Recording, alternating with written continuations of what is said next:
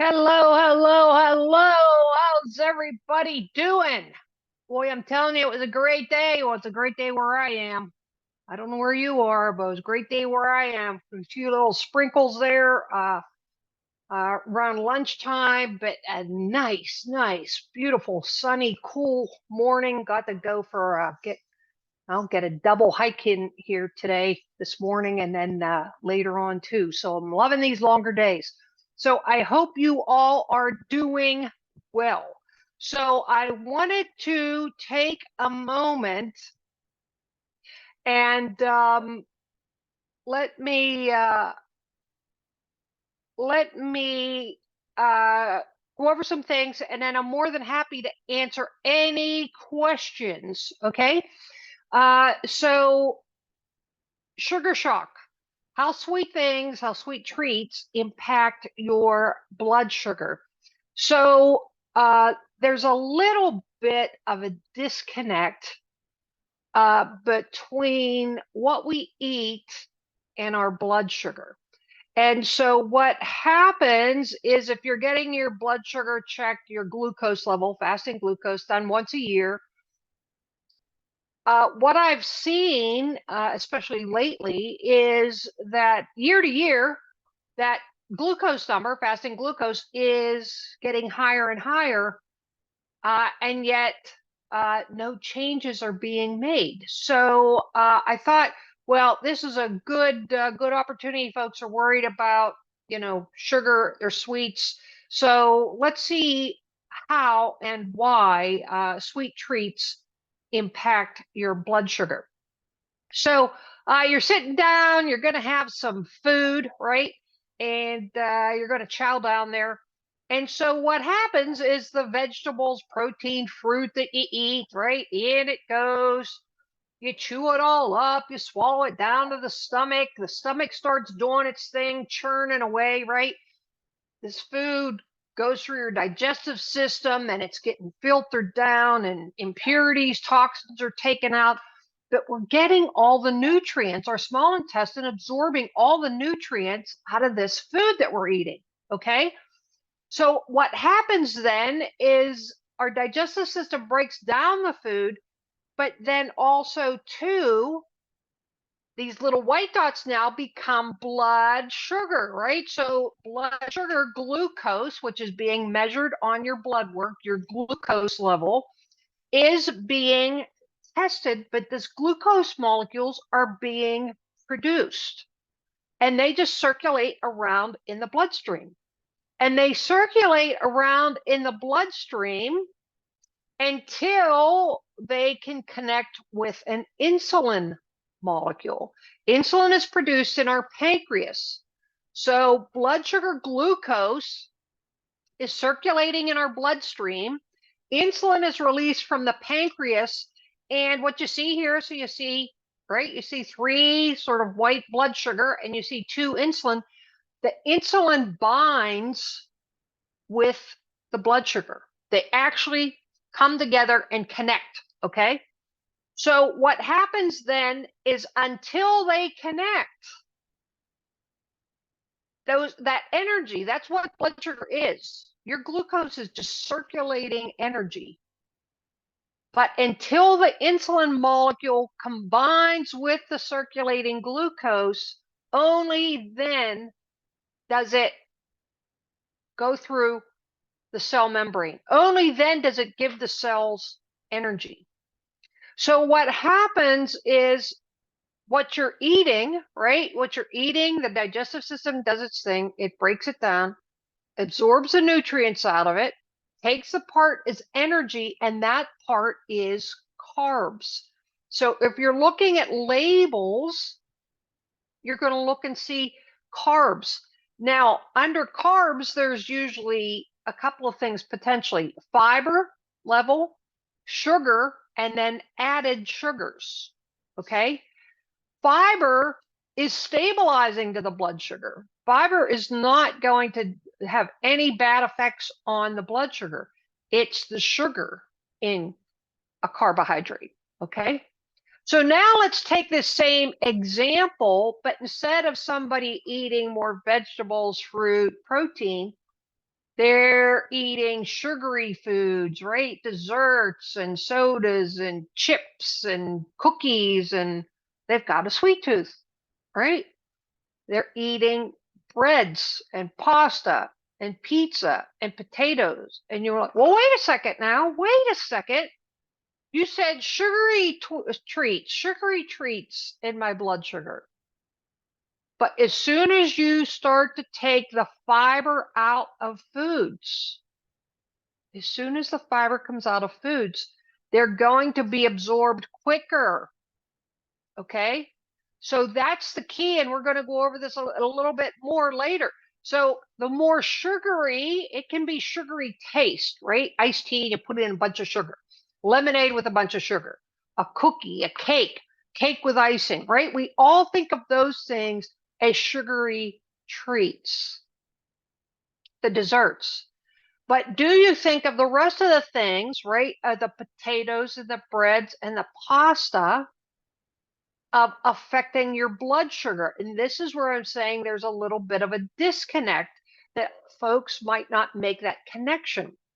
So eating those types of food, the body turns it into sugar, but it turns it into sugar very, very quickly. The more it's something like a soda, okay? A soda, or where I'm from, pop, we call it pop. The more sugar in a liquid, the faster it's going to be absorbed. So there's certain factors of how much sugar's in there, how often are you eating it, what form is it in, because liquid's going to be absorbed faster, spike blood sugar faster. But not only is it just all this sugar coming in, we see all these white sugar molecules everywhere, but the poor little pancreas here, not too happy, because the pancreas now has to work harder to produce the insulin, right? The pancreas has to work harder to produce the insulin. So if you remember what we had, this was more of a normal, right? A few blood sugar, the white, few blood sugar molecules, and then insulin gets released when it knows that there's some blood sugar there. And then the insulin comes and sort of couples up, binds with the blood sugar, and that's how it gets in the cells for you to have energy. But when we have more and more sweets and or less fiber, so instead of just saying sweets, if we made it more general of food that doesn't have much fiber to it, right? The poor little pancreas, again, upset, it has to work harder and it has to keep producing more insulin, more and more insulin, because there's more and more blood sugar. So the insulin's sort of always behind, trying to catch up with the blood sugar so it can bind with it to get the energy in the cells. But with this pattern, this is what we see then, that the blood sugar goes up, right? You might eat something sugary and you feel good. And then the insulin starts binding with it in your blood, right? The insulin is being released and bind to it. And next thing you know, you're sort of crashing down. You don't feel the greatest. You don't have much energy, right? You went from like, oh, I felt pretty good after I just had 2 cupcakes and 3 chocolate chip cookies, right? I felt pretty good. Big slug of coffee with sugar in it. But that insulin coupling with the blood sugar molecule is now moving that complex into cells to give the cells energy. But what happens is now your blood sugar, there's not enough circulating and you crash, right? It's, oh, I'm so tired, right? You crash. The other problem is that this becomes repetitive. Once you get that taste for sugar, right, you keep eating more and more and more sugar, and that poor little pancreas has to produce more and more and more insulin. So this is where we now start to have where somebody's blood sugar, the circulating blood sugar, can be high. Their insulin levels are high, but they're not binding, right? They're not, neither one is healthy. They're too high and they're not binding to be able to get into the cells. So you have somebody, what I call walking wounded, where they're just sort of walking around exhausted, tired all the time, but their blood sugar is starting to creep up, right? Their blood sugar is starting to get a little bit higher. So that's why I like to pay attention to those glucose levels over time to see what is happening with that for you, okay? So before, right, the normal response is Blood sugar is energy. But now what happens is we have high blood sugar and we have more and more insulin being produced, but the cells are more and more fatigued because they can't handle it all. That's just not too much. So now it starts to get stored as fat. So now we start to have glucose levels increase, insulin levels, known as insulin resistance, very common in women that have polycystic ovary syndrome, okay, insulin resistance. And now, though, we start to get these pockets of fat, right? And fat distributed all over the whole body, but the belly and the butt and the hips, right? But fat is going everywhere. And the other part is, like I said, that somebody becomes more and more fatigued. They don't feel very energized. So now they're not even burning off what they're eating, right? And it becomes now this vicious cycle, right? More non-fiber foods. It's not just sugar, folks. It's not just sugar. More non-fiber foods, right? More insulin, insulin resistance, gain more weight, eat more, right? The vicious cycle. It goes on and on and on. And that's what we're trying to cut. Okay. So here you go. So these are the things. So I want you to sort of try to reprogram your mind. I know we're doing the Sweet Freedom Sugar Detox Challenge, but I want you to sort of try to program your mind a little bit differently now of we're not just talking just sugar. Sugar is bad enough, but we're talking about why, how things are absorbed and how much sugar they contain. So when you look at that label and you see total carbs and then you see fiber, something, the more fiber it has in it, the more slowly it's going to be absorbed. Okay. The more sugar it has in it, the faster it's going to be absorbed. So think of, you stop, you go put gas in your car and you walk in and you grab, a candy bar. A candy bar is going to probably have 35, 36 grams of sugar in it, more sugar than you should have in a whole day. You're going to eat in 30 seconds, that candy bar. Okay. It has virtually no fiber in it. I'd be surprised if there's 1 or 2 grams of fiber. Now, I am not a fan, and I'm not telling you to do this, but if you picked a protein bar instead of the candy bar, the protein bar at least has protein and might have more fiber in it. That's going to slow down the absorption, but the reality of it is it's still all going in, right? And fiber bars are still going in, and they're not the healthiest choice. So I did this little chart for you. So things that are slower absorbing versus faster absorbing. So slower absorbing, they're still going to get in your body and be absorbed and turn into blood sugar, energy, but they're not going to give you that spike of energy where then you come crashing down. And they tend to have more fiber to them than their alternatives. Okay. So that's why I want you to do a whole fruit. If you're going to eat fruit, eat the orange, eat the apple. Don't do orange juice. Don't do apple juice. Please don't do, wherever you're from, pop or sodas. Okay. Try to cut back on those. It's not just a sugar. We're talking, phosphorus in there, a lot of other things are unhealthy. We really want to look at high fiber foods. We want to stay away from highly processed foods. Making sense? Starches, any starch. So it might not be sugar, but it's still a carbohydrate. Then it's usually in the form of a starch. More natural, we're looking at yams, beets, and carrots. Again, they're going to be absorbed more slowly into the body. Okay, the digestive system is not going to chew through them quick. We're not going to get a big spike of insulin. The process is going to be slower. Yes, they're still turned into sugar in the bloodstream, but it happens at a slower process.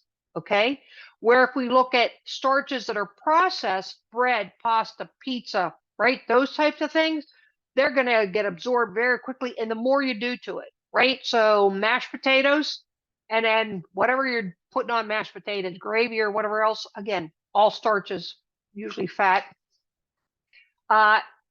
it's going to be absorbed much more quickly. Okay, so we want high fiber, we want protein if we can get it, we want to slow down the absorption. All right, chewy vegetables. Why do we want the vegetables to be chewy? Because that part of that crunch, that broccoli, cauliflower, asparagus, Brussels sprouts, crunch, that was pretty good. The crunch is the fiber. That's what gives it the crunch, right? That and water content versus dips and popcorn. Okay. High fiber, nuts and seeds versus low or no fiber pretzels and chips. Okay. Sugar, baked goods, milk, and ice cream are all going to be very fast absorbing. Very fast absorbing. Okay. So what we want is slower. They're still going to be listed as carbs. So if you are a label reader, you're still going to see, if you look at the label, it's still going to look at carbs. But that's why now I want to change our focus to how much fiber is in there. So again, carbs, then it's going to be fiber, then it's going to be sugar, and then it might be added sugars. That's usually on a label, the list of how it is. If we're going to have, and we're going to have carbs, virtually everything that we put in our mouth is carbs. We want to look at the total carbs, but we also want to pay attention to what's the ratio, the fiber and the sugar. Try to always eat something where the fiber is higher than the sugars, and you're going to be golden, good to go. Okay? So I hope this makes sense, how it works. All right. Let me go back up top here. But this is exactly how your body turns your food into energy, into your blood sugar, and then it matters whether you're burning it off, how much you're taking in, what kind it is, whether you're able to burn it off, or whether it's getting stored as fat, right? And fat is just stored energy.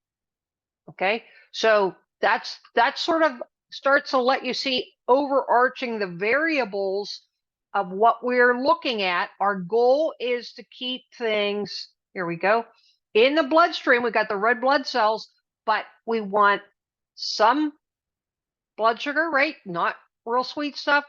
And then the insulin's going to take care of itself. But the more sweet things you put in, the more insulin that gets released.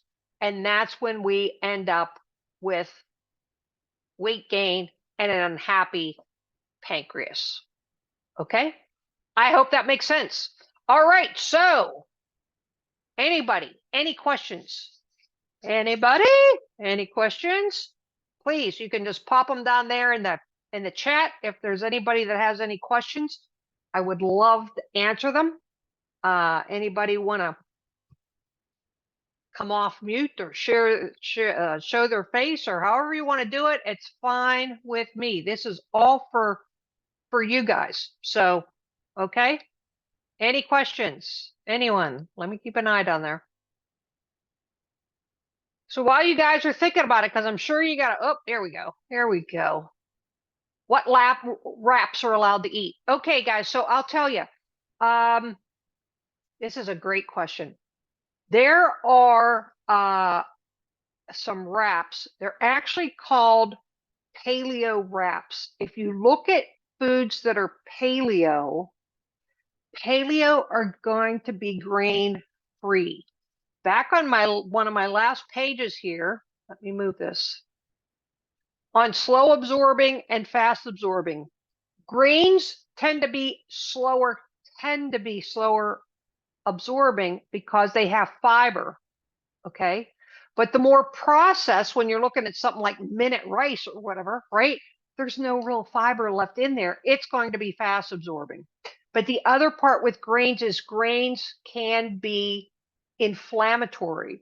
So what wraps are allowed is, I want to say the brand is Siete. You'll see them. They're usually in like the freezer section. If there's a health food, usually most stores have a health food row, or if you're going to a health food store, They're not going to have any grains in them. They're made out of cassava flour. They're fairly delicate. Okay, they're fairly delicate. I'll tell you how I use them is if I'm doing some vegetables, or I'm doing a slice of turkey breast or chicken breast, something like that. I'll put some avocado, but what I'll do is take a piece of foil and put it on top of the burner, turn it off, and then take that cassava tortilla wrap and put it on top. And I'm telling you, it's just like you made it yourself. They don't get this like little toasted brown spots on there. You just flip it over. It's not very thick, so it heats through really nicely, bends nicely. It's not like it's cracking and falling apart, which can be so frustrating. So, that's the way I do it. So some turkey breast, some chicken breast, maybe some fish, like a fish taco, fish burrito. I have some cilantro in my window. I already started growing. So cilantro, couple tablespoons, 1 or 2 of some salsa, quarter of an avocado. Oh, baby, you're making my mouth water. So thank you for asking that question, because you just made my mouth water. So, all right. I hope that helps out. Anything else? Do we have any other questions? Let's see. Does Whole Food carry them? And how do you spell the wrap? Okay, Whole Foods, they tend to have their own, I want to say it's that 365 brand. Let me put, I want to say it's Siete, I believe. Siete. I would hope that Whole Foods would carry them. I don't make it to Whole Foods a lot, but it's the same brand Siete is they make chips. They will make tortilla chips, which again, I'm not necessarily a fan of, because what are you going to scoop up with chips is probably stuff that's not the greatest for you. But I'm telling you, these little wraps I just love them. I just absolutely love them. That, like I said, that they're thin, they're easy to work with, they don't tear, they don't fall apart on you.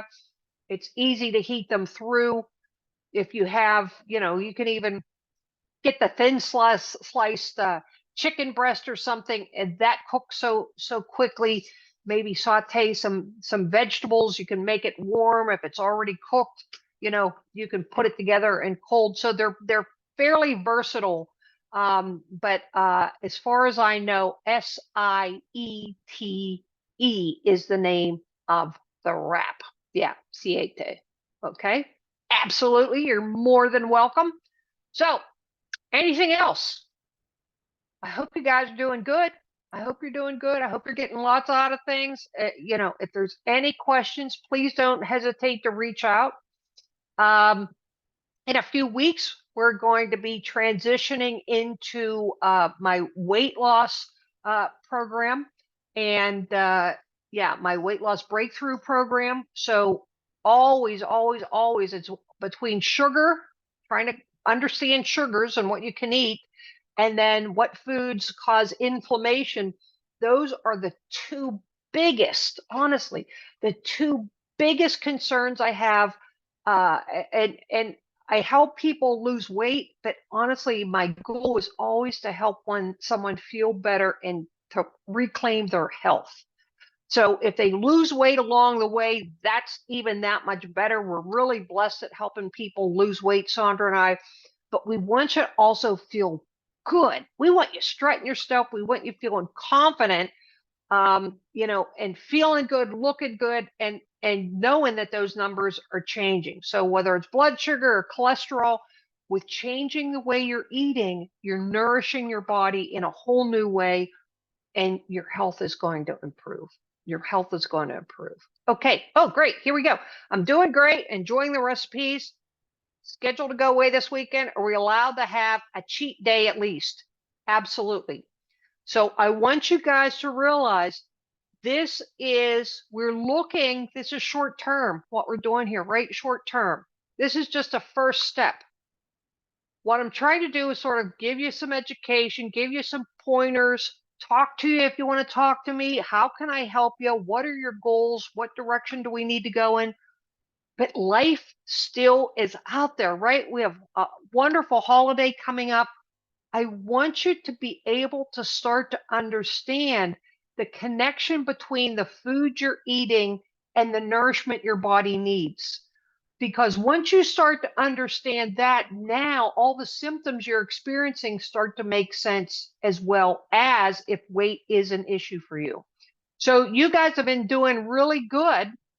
And so, yes, absolutely. If you're going to have a cheat meal or a cheat day, that's exactly what I want it to be. And I want you to enjoy every bite, and then you put it behind you. So if it's a cheat day, it's a cheat day. I don't want you 2 or 3 days later to be beating yourself up for what you ate. But we don't want to have a cheat meal or cheat day turn into the justification 3, 4, 5 days of sort of falling off the wagon, right? So we can do it, but we got to get back on track. So absolutely, you're traveling again with the holidays coming up. I want you to be able to eat the things you want to be able to eat, but to plan ahead for it, to have a plan. You can't eat what you want to eat every single day, but you sure as heck can have a meal or a day, right, in a week where you're like, I'm going to just enjoy it. I'm going to love every bit of it, right? And your taste buds are all excited. And a lot of times you go to dive into it, it might not be as good as what you remembered. But the reality is, I want you to be able to do it. You can do it. Don't beat yourself up and don't let it go on too long. Okay? All right. What else we got? So is the upcoming weight loss program the same as a 28-day? Nope, completely different programs, completely different programs. So the weight loss program, it has labs built into it. It has special shakes built into it. It has stuff to help control blood sugar. It is a all-encompassing program to get you from point A to losing we're hoping a bunch of weight. 28 days is exactly that. 4 weeks, what's going on? Let's look at what we're eating, right? Let's start to clean up the eating. That 28 days is just that, is to change your relationship with food. The sugar detox, where are you at with sugar? How much sugar are you eating? Is it sugar? Is it low fiber, more processed? We have to have an understanding of that. But the weight loss program, that's when we're starting, we do labs, we change the eating, take out inflammatory foods. Like I said, we go through a 15-day cleanse, a detox. We then start on shakes. It's a much more structured, methodical program, but we get results, baby. We get results. Okay, so anybody else? Any questions? So again, in your program or even on my website, norwinwellness.com, you can go there, you can click the link, you can set up to have a chat with me, right? Let me find out where you're at, where you want to go, where do you want to be? Because the reality of it is it's up to you. All you have to do is decide. I know many of you are frustrated. I know many of you think you've tried every program under the sun. And the reality of it is it's taken me the majority of my career to put all these pieces together to get the results, right? Each piece is depending on the piece before it, and it's very methodical. But again, inflammatory foods, your relationship with food, specifically the carbohydrates and how much sugar's in there, those are huge, big first steps that you have to start to get your mind around, understand, and at the same time, nourish your body. So, okay, guys, thank you so much. Again, my weight loss breakthrough will get started after Easter, April 12th. We're starting. And so I'd love to be able, if you're interested, love to be able to talk to you about it and see what we can do to get you moving to be able to reach your goals.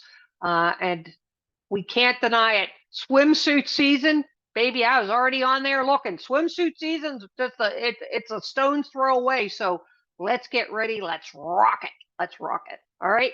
All right, everybody. God bless you. Thanks for stopping by. Take care. Please reach out with your questions. We're here to help. We're here to help. Take care. Have a great night. Bye.